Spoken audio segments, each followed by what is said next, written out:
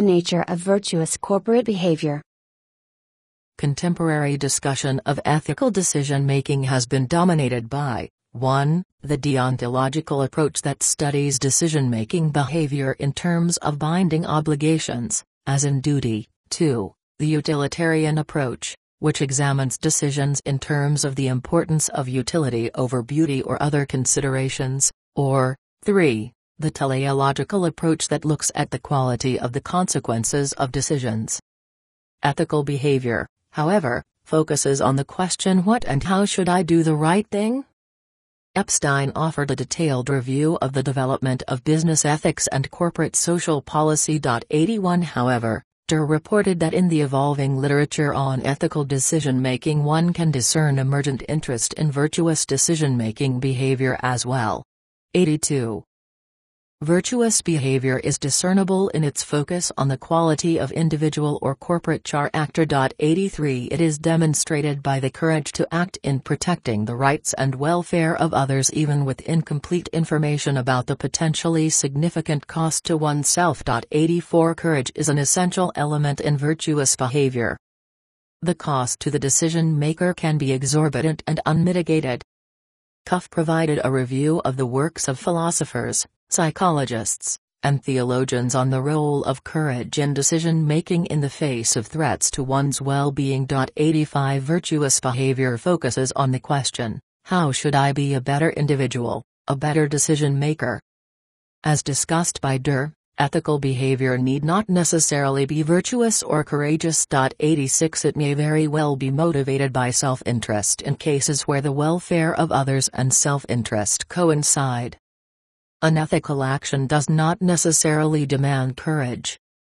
Indeed, even unethical behavior may be courageous, requiring the individual to face up to imminent danger, as would be the case if one was to steal or commit fraud in spite of the prospect of being incarcerated. Virtuous behavior, however, is unique in that it is both ethical and courageous. Virtuous decision-making is evident when an agent attempts to ameliorate a special class of ethical dilemma. These dilemmas are characterized by following attributes. 1. A situation emerges that presents an agent with a conflict between alternative courses of action. 2. Urgent action is demanded of an agent that cannot be postponed. And 3. The situation requiring action is encountered unexpectedly, without foreknowledge of the emergent situation.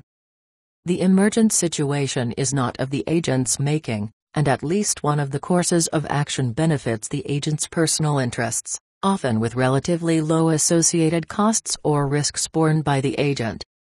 In contrast, other courses of action are in the interest of others, often with relatively high associated costs or risks borne by the agent.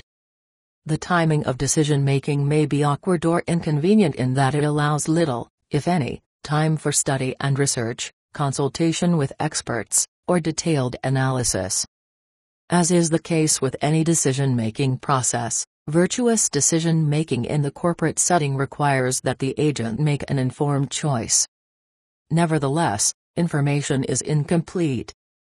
Although insufficient time is available for the agent to research the situation, it is evident that certain alternatives may have different consequences for others, and some would potentially yield significant benefits to others.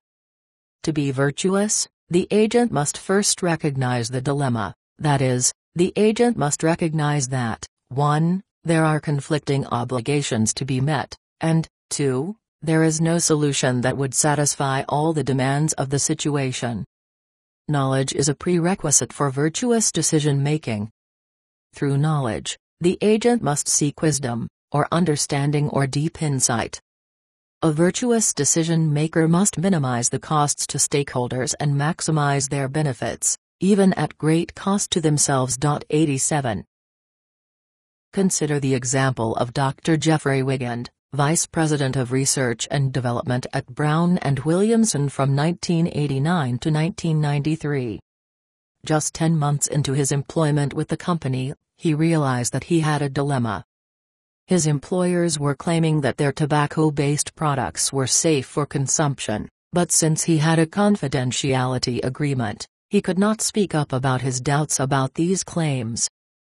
He described his dilemma as follows: "I realized after 10 months with the company that I had made a mistake. I was making a lot of money. I had a wife, and 2 daughters, one of whom required extensive medical coverage, and I wasn't ready at that time to bring the wrath of the tobacco industry on my family and me. So I looked the other way until laboratory testing showed a controversial pipe tobacco additive, called coumarin, to be a lung-specific carcinogen in mice and rats." 88. Finally, in 1993, troubled by the addictive nature of the additive and its potentially harmful effects on unsuspecting consumers, Wigan took issue with his employers over the continued use of coumarin in pipe tobacco. They fired him. When, during a 1994 congressional hearing, the CEOs of 7 major tobacco companies swore that nicotine was not addictive, Wigan decided to expose the perjury.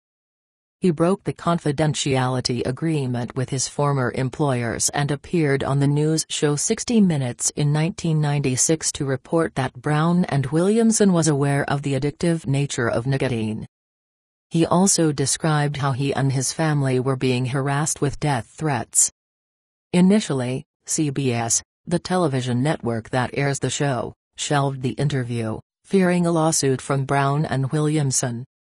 Wigan paid a heavy personal price in terms of the breakdown of his marriage and financial insecurity. However, the interview was subsequently aired, and Brown and Williamson sued Wigan for breach of confidentiality. In 1997, Liggett Group broke rank with the larger tobacco giants and came clean. With the subsequent settlement between the tobacco industry and the states, Brown and Williamson's suit against Wigan was dropped the same year. 89.